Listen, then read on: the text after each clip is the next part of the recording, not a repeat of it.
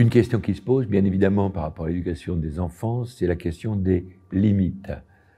Double question, comment repousser les limites et quelle est la responsabilité de l'adulte là-dedans? Restons déjà dans un premier temps au niveau de l'enfant.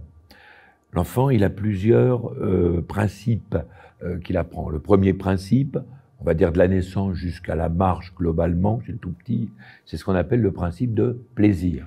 Le principe de plaisir, c'est ce qu'on appelle aussi la sécurité affective, qu'on appelle la période narcissique. Ça se résume avec une équation à 3 éléments. Je suis le centre du monde, j'ai tout de suite.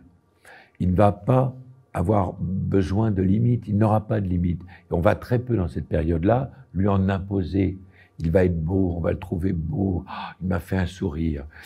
C'est pas vrai, c'est une colique, mais autant qu'on pense que c'est un sourire. Eh bien, ça c'est un premier temps.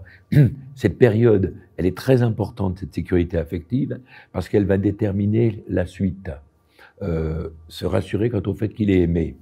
Une fois qu'il a bien fait le plein de rassurance, eh bien, il va devoir entrer dans une autre période qui pose la question des limites, qu'on appelle le principe de réalité. Le principe de réalité, c'est le contraire du principe de plaisir. Je ne suis pas le centre du monde, je n'ai pas tout et j'attends. Et là, à partir de là, l'enfant va être à la recherche de limites. Il va provoquer les adultes.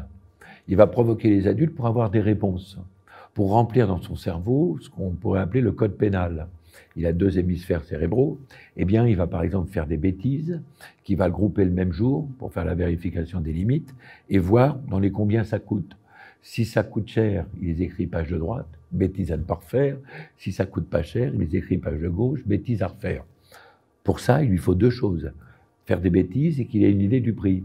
Or, l'un des problèmes qui se pose, au rôle des adultes dans la question, c'est l'éternelle question, des adultes de plus en plus présents qui n'osent pas interdire à l'enfant. Est-ce qu'il va m'aimer si je lui dis non?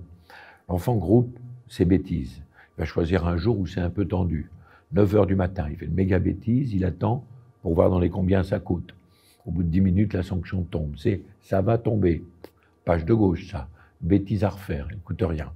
10 h, deuxième bêtise, je ne te le répéterai pas. Page de gauche.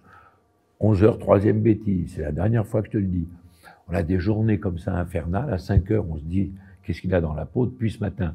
Ben, l'enfant, il est en pleine vérification des limites. Donc à 5 h, on lui dit, tu mets ton manteau, on va faire les courses. Un petit sourire, paf, une gifle, je te l'avais dit. Et là, c'était pas une bêtise, elle allait savoir dans quelle colonne la marquer. Donc, comprenons que aimer, c'est un message pour moi important à dire aux parents, et aux adultes en général, aimer un enfant, aimer son enfant, c'est savoir lui dire oui et savoir lui dire non.